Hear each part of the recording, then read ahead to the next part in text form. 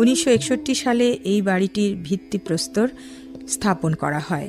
কোনো মতে 3টা কামরা করে এসে আমরা উঠি। এরপর মা একটা একটা কামরা বাড়াতে থাকেন। এভাবে 1966 সালের শুরুর দিকে দোতলা শেষ হয়। আমরা দোতলায় উঠে যাই। 6 দফা দেবার পর কাজকর্মও বেড়ে যায়। নিচতলাটা তখন রাজনৈতিক কর্মকাণ্ডেই ব্যতিব্যস্ত। নিচে আব্বার শোবার কামরাটা লাইব্রেরি করা হয়।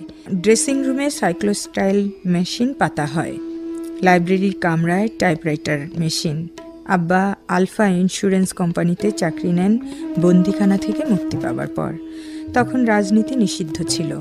আওয়ামী লীগের সব নেতা এবডো ছিলেন, অর্থাৎ সক্রিয় রাজনীতিতে কেউ অংশগ্রহণ করতে পারবে না। তাই ছাত্রদের সংগঠিত করে আইয়ুব বিরোধী আন্দোলন শুরু করা হয়। আব্বা অবশ্য আত্মীয় স্বজন বন্ধু বান্ধবদের বাড়ি বেড়াতে যেতেন বিভিন্ন জেলায়। সেখানে দলকে সংগঠিত করার কাজ ও আইয়ুব বিরোধী আন্দোলন গড়ে তোলার প্রস্তুতি নিতে থাকেন।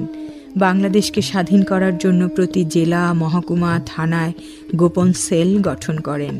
দেশকে স্বাধীন করার জন্য দলকে সুসংগঠিত করার কাজ গোপনে চলতে থাকে।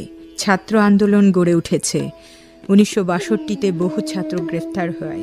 ছাত্রলীগ ও ছাত্র ইউনিয়নের নেতৃবৃন্দ এ বাড়িতে এসেছে গোপনে বঙ্গবন্ধুর নির্দেশ নিতে ও আলোচনা করতে। এখন অনেকের অবস্থানই ভিন্ন ভিন্ন প্ল্যাটফর্মে বলে আমি কারো নাম নিতে চাই না। 1968 সালের 17 জানুয়ারি আব্বাকে ঢাকা জেলখানা থেকে বন্দি করে নিয়ে যায়। 18 জানুয়ারি আমরা জেল গেটে গিয়ে আব্বার দেখা পাই না। কোথায় নিয়ে গেছে? ছোট্ট রাসেল, অবুজ রাসেল কিছুই বোঝে না। আব্বা আব্বা করে কেবল কাঁদে। জেল গেট থেকে ফিরে এসে এই বাড়ির মেঝেতে গড়িয়ে আমরা অনেক কেঁদেছি।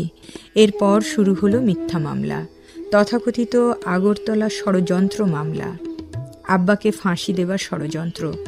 গর্জে উঠল বাংলার মানুষ। শুরু হলো আন্দোলন, গণ অভ্যুত্থান। 1969 সালের 22 ফেব্রুয়ারি জনগণের চাপে আব্বাকে মুক্তি দিতে বাধ্য হলো।